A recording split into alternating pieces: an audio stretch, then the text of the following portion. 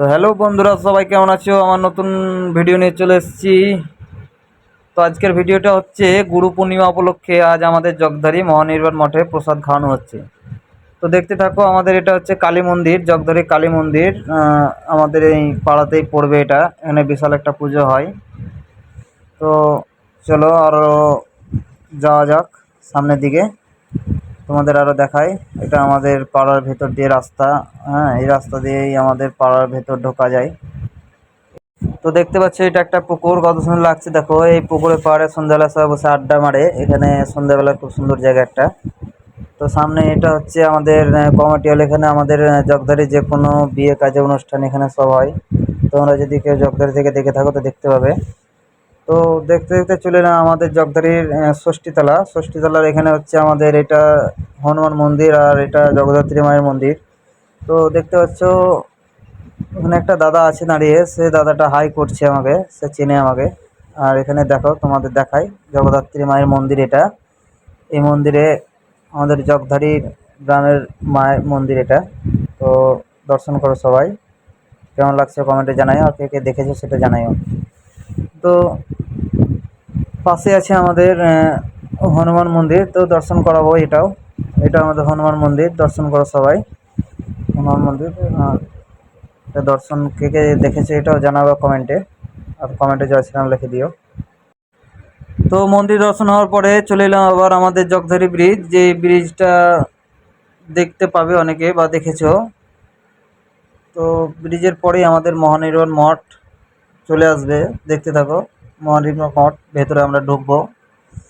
তো এটা হচ্ছে মহানির্বাণ মঠের, জগধারী মহানির্বাণ মঠের প্রথম গেট। তো গেটটা রাস্তার ধারেই পড়ে। হ্যাঁ, এখান দিয়ে ঢুকে তারপরে আমাদের ভেতরে যেতে হবে। সবাই যাচ্ছে, আরও লোক আছে ভেতরে।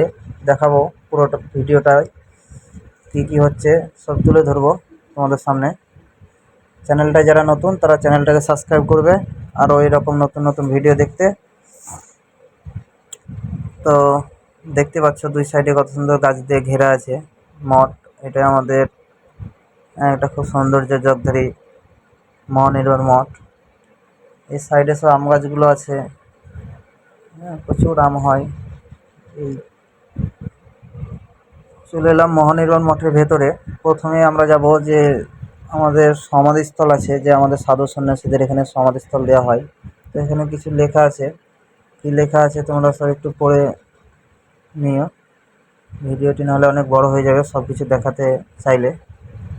তো সমাধিস্থলগুলো সব দেখা হয়ে গেল। তো দেখাবো এবার পরের ভিডিওতে আরও মঠের ভেতরে সব কী কী আছে, দেখতে থাকো। এই যে এইসব সমাধিস্থলগুলো আছে, এগুলো সব কত সুন্দর করে সাজানো হয়েছে।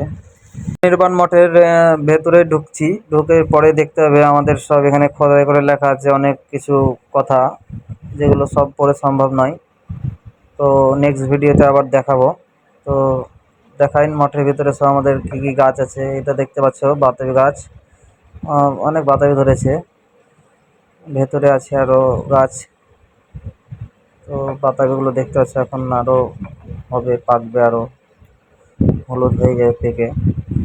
তো মঠের এই নাট মন্দিরের ভেতরে অনেক ছবি, অনেক কিছু লেখা, যেগুলো অনেক কিছু মানুষকে শেখায়, সেগুলো অনেক কিছু লেখা আছে। তোমরা চাইলে আসতে পারো, এসে দেখতে পারো। সুন্দর একটি জায়গা আমাদের এই মহানির্বাণ মঠ। মহানির্বাণ মঠের অনেক আছে এখানে। আমাদের রাত্রেবেলায় অনুষ্ঠান হয়, কবিতা আবৃত্তি, বাচ্চা ছেলেদের সব কিছু হয় এই জায়গাটায়। তো আসলে দেখতে পাবে। হ্যাঁ, লেখাগুলো সব তুলে ধরছি কিছু কিছু করে। তো তো এই ভেতরে দেখতে পাচ্ছ সবাই আমাদের এখানে প্রসাদ বিতরণ করা হচ্ছে বসে।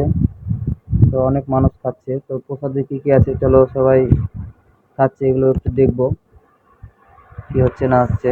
দেখো এইসব প্রসাদ দিচ্ছে, খিচুড়ি, আলুর দম, পায়েস, এগুলো সব আমাদের প্রসাদ বিতরণ করা হচ্ছে। তো দাদাদের, হ্যাঁ দাদা হাই করে দিচ্ছে। এখানে রান্না হচ্ছে আমাদের প্রসাদ, দেখতে পাচ্ছ। এখানেও সব খাবার ফুটছে, গরম গরম খাবার, খিচুড়ি প্রসাদ যেটা হচ্ছে। ফুটছে। এখানে রাখা আছে, এখানে তরকারি রাখা আছে, এখানে গরম তরকারি নামানো আছে। তো আরও আছে সব, এটা চাটনি, গরম গরম খিচুড়ি। হ্যাঁ, তোমরা যদি কেউ কোনো দিন এসে থাকো তো কমেন্টে অবশ্যই জানাবে যে আমাদের মঠের প্রসাদ কেমন লাগে।